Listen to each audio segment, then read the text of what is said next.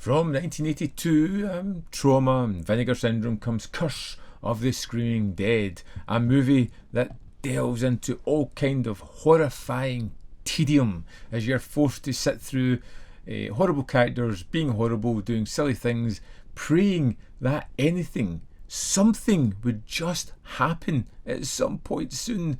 This movie is boring, tedious. I was not a fan of Curse of the Screaming Dead. It just takes too long to get going and gave a bunch of characters that I just didn't like.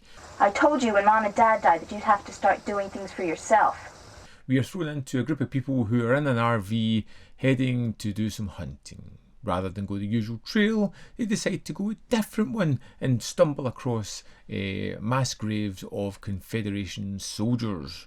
And they start to kind of ransack it, stealing a diary, a flag, some other little trinkets, and they take it back to their RV as they feel a spooky presence in the woods around them. They find themselves trapped in these woods, and after an eternity, it felt like, we eventually see these Confederate soldiers rise from their grave and look for some kind of revenge. At which point, I was already checked out of the film because it happens about 45 minutes into its 91-minute runtime.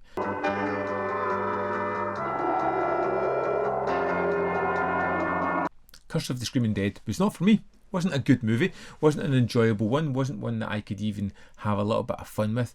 It was rather boring. I hated a lot of the characters. I wasn't engaged in their story, and I didn't really care if they survived or not.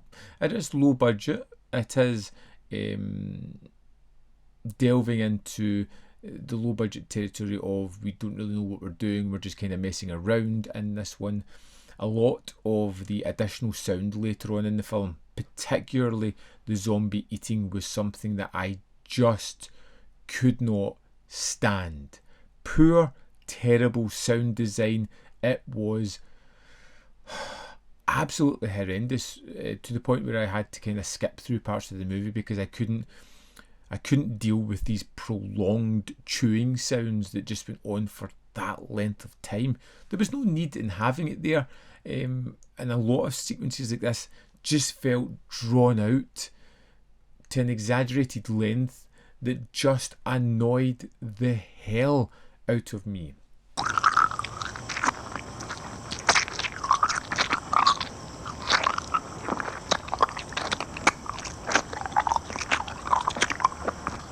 This was a kind of reboot of Night of Horror, Night of Terror, something like that.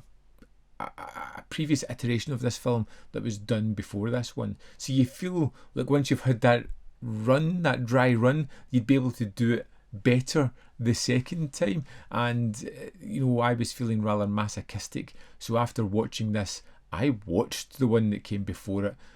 Don't ask me why, I just did. And to be honest, I kind of preferred that one to Curse of the Screaming Dead. Curse of the Screaming Dead offered me nothing that was valuable at all. Everything was disposable here. The characters, the situations, the gore, the horror, the zombies, everything about this just didn't work for me. It was tedium personified, and it's something that I won't go back to again.